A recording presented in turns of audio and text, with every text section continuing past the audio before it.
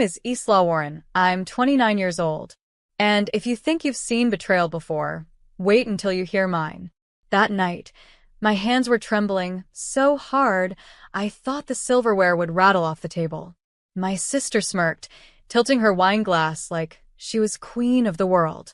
Mom leaned forward, lips curling, and said it loud enough for everyone at Christmas dinner to hear. "The garage is ready for you." The room burst into laughter. Everyone, even the little cousins who didn't understand, giggled because the adults did. The garage. My room. My punishment for being the daughter who didn't shine, the one who never fit into their golden narrative. My sister's empire, her glamorous business, her perfect boss, her sparkling image, was the crown jewel they worshipped. And me? I was the punchline. I swallowed the fire in my throat, blinking back the humiliation. But I didn't argue. Not anymore. Because the thing they didn't know, the thing that made my pulse thunder beneath my skin, was that I had been hiding something far bigger than their secrets, bigger than their laughter. 5 years of silence. 5 years of building in the shadows. 5 years of watching while they told me I was nothing, all while I quietly stitched together an empire of my own.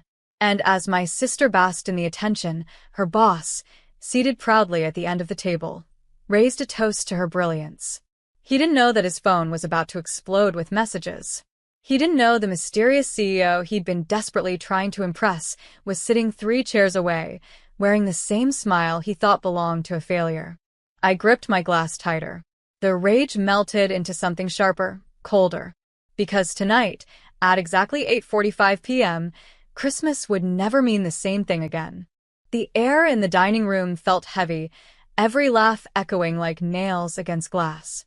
My sister, Charlotte, batted her lashes and leaned into her boss's attention.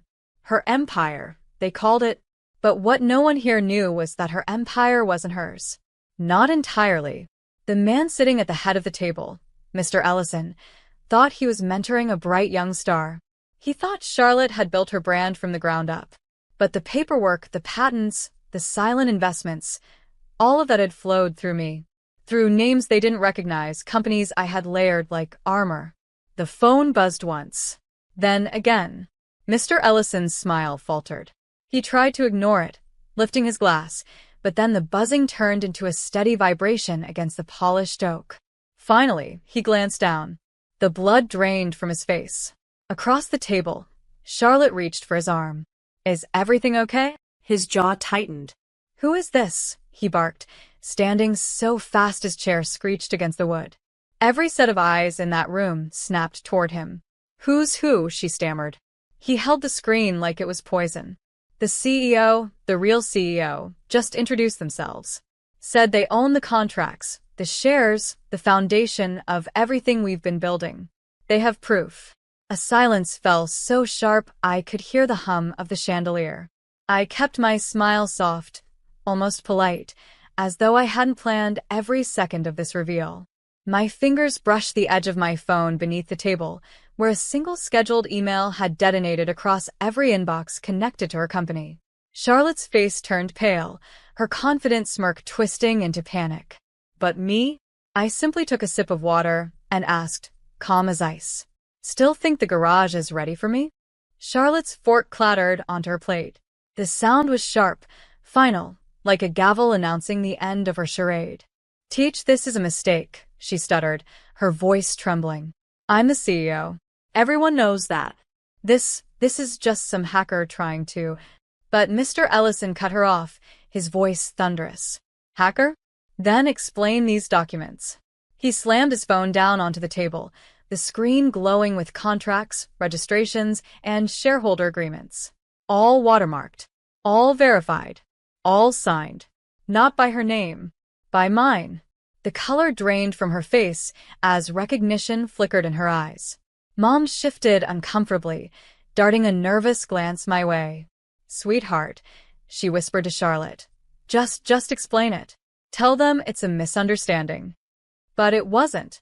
It had been 5 long years of letting her parade around in borrowed feathers, stealing credit for ideas she hadn't birthed, acting like I was the embarrassment while she basked in applause.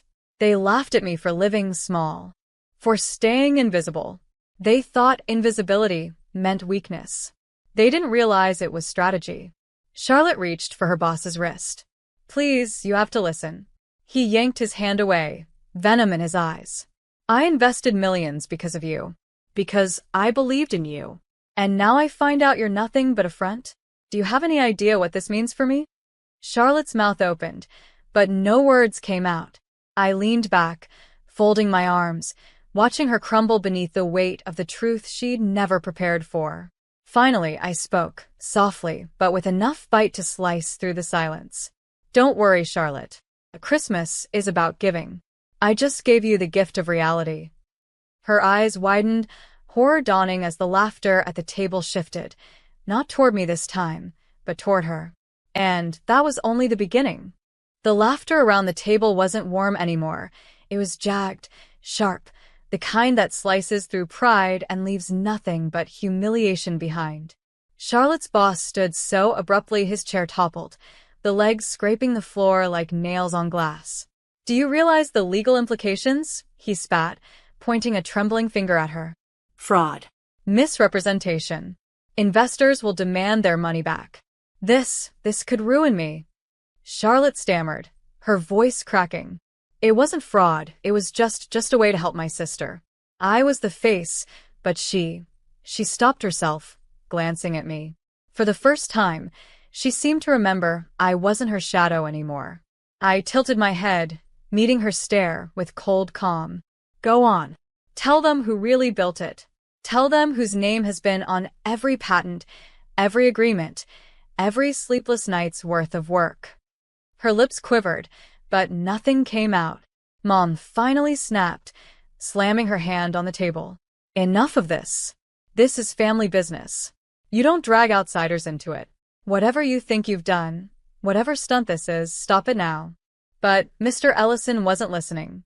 He was already dialing his phone, his face pale with panic. "Get legal on this." "Now," he barked into the receiver. His eyes flicked back at Charlotte with disgust. The room had shifted. My parents' mocking smiles were gone, replaced by nervous whispers. Cousins and aunts who once sneered at me were suddenly quiet, their forks abandoned.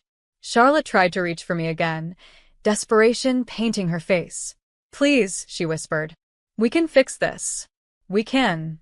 I leaned closer, my voice like ice. "You had 5 years to fix it. 5 years of pretending I didn't exist. Tell me, Charlotte, what does it feel like to watch your empire crumble on the night you thought you'd won?" Her face collapsed into her hands. And in that silence, with the world finally seeing her truth, I realized this wasn't revenge. This was balance. Charlotte didn't eat another bite. Her fork lay abandoned, her perfectly curated smile gone, mascara bleeding into the corners of her eyes. The woman who strutted through every room like a queen now looked like a child who'd been caught stealing. Dad tried to salvage the evening, his tone falsely steady. "We'll handle this as a family. No one here needs to know the dirty details." But he forgot one thing. The world was already watching. Because at 6:15 p.m., when Charlotte's boss's phone buzzed with urgent, so did half the board members. Screens lit up across the city. Articles, leaked documents, proof of every lie she had spun. And when her boss's face drained white, the others noticed. They leaned in, phones in hand, murmuring, "Is this true? How long? Does she even own any of it?" Charlotte's hands trembled as she reached for her glass of wine, but the stem slipped, crashing to the floor. Red spread across the tablecloth like blood. Mom hissed, "Pick it up." But Charlotte froze. Her empire was dissolving faster than that spill. Then the doorbell rang. Every head turned. Dad rose, muttering, "Not now." But when he opened the door, the cold air carried in 2 men in suits, one carrying a leather folder, the other flashing credentials. "Charlotte Green?" one asked firmly. Charlotte's eyes widened. "That's me." "You've been served," he said, placing the folder into her shaking hands. "Court summons. Intellectual property dispute. Fraud investigation pending."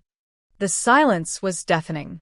You could hear the faint crackle of the fireplace as Charlotte's world went up in flames. I sat back, calm, watching it unfold. Charlotte's boss didn't wait for explanations. He adjusted his jacket, sneered, and said, "You're finished." Then he left without looking back. And I thought to myself, this wasn't even the climax. This was just the overture. Charlotte's screams followed the men out the door. "This isn't real. This is a setup." Her voice cracked, brittle, desperation dripping through every syllable. But the summons in her trembling hands told a different story. The signatures, the evidence, the official stamp of a court she could not charm or manipulate. Mom leapt to her defense, slamming her fist against the table. "This is an attack on our family. Whoever's behind this will regret it." I tilted my head, sipping my wine slowly. Maybe it isn't an attack. Maybe it's accountability. The room spun to face me. Dad's brows furrowed. "What do you know about this?" I let a small smile curl across my lips, the kind that doesn't offer comfort, only questions. "All I know is empires built on lies don't last forever." Charlotte lunged forward, eyes red, makeup smeared. "You think you're better than me? You, the embarrassment, the failure who lives in my shadow? You'll regret this." But as she spoke, her phone buzzed relentlessly. She finally snatched it up, and her scream pierced the air. Because the headlines were everywhere now. Famed fashion icon's business under federal investigation. Exclusive, Charlotte Green's fraudulent empire exposed. Her brand's social media was swarmed with comments. Fraud. Liar. Where did all the money go? The carefully curated image she'd built for 5 years crumbled in less than 5 minutes. Mom grabbed the phone, scrolling frantically. Her face fell pale. Dad sat down heavily, hands pressed against his temples. And me? I stayed silent. Calm. Watching as the family that had mocked me, minimized me, laughed at me just hours ago began to unravel before my eyes. The perfect Christmas dinner turned into a funeral for Charlotte's empire. But the real surprise was yet to come. Because at exactly 11:45 p.m., my phone buzzed with a message I had been waiting for all week. 3 words glowed on the screen, sealing everything I'd set in motion. "It's all done." The family's chatter had dissolved into whispers, then into silence. The only sound now was Charlotte's shallow breathing as she scrolled through notification after notification, partnerships dissolving, sponsors withdrawing, her face plastered on every outlet for all the wrong reasons. At 11:50 p.m., the front doorbell rang. Dad snapped, "Don't answer it." But it was too late. The butler opened the door, and in walked 3 men in immaculate suits. Their presence carried the weight of inevitability. "Miss Charlotte Green?" one asked, holding out a folder. "Federal auditors. We'll need to discuss certain discrepancies in your company's accounts." Charlotte stammered, You can't just barge in on Christmas Eve. This is harassment." The lead agent arched a brow. "Fraud doesn't take holidays." The air cracked with tension. Mom tried to intervene, shielding Charlotte with her arms, but they brushed past her with practiced indifference. Dad rose to his feet, blustering. "Do you know who we are? Do you know who you're humiliating?" One of the agents turned just enough to meet his eyes. "Yes, sir. We know exactly who you are. That's why we're here." The room froze. Charlotte crumbled onto the floor, mascara streaking like war paint. She grabbed at Mom's dress, sobbing. "Make them stop. Do something." But there was nothing left to do. The empire was gone. The lies were public. And with every passing second, her downfall was broadcast to the world. Dad turned toward me then, his face shadowed, voice trembling in a way I'd never heard before. Did you have something to do with this?" I didn't flinch. I leaned back in my chair, swirling the last of the wine in my glass. Funny thing about truth, it doesn't need my help to destroy someone. It just needs a little light. Charlotte shrieked, "You set this up. You destroyed me." Her finger pointed like a dagger, but the weight of her own guilt dragged her voice into hysteria. The agents began ushering her toward the door, her cries echoing through the house like the final chords of a broken symphony. The laughter that once mocked me was gone, replaced by dread, regret, silence thick enough to suffocate.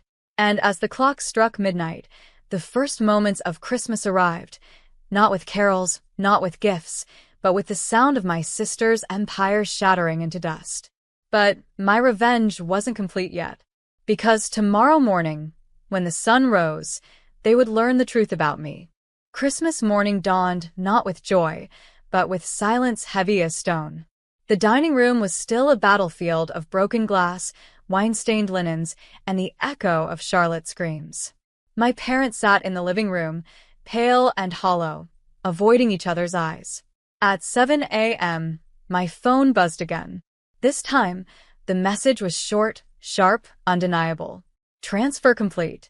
I stood, smoothed my dress, and stepped into the room where my family huddled like refugees of their own making.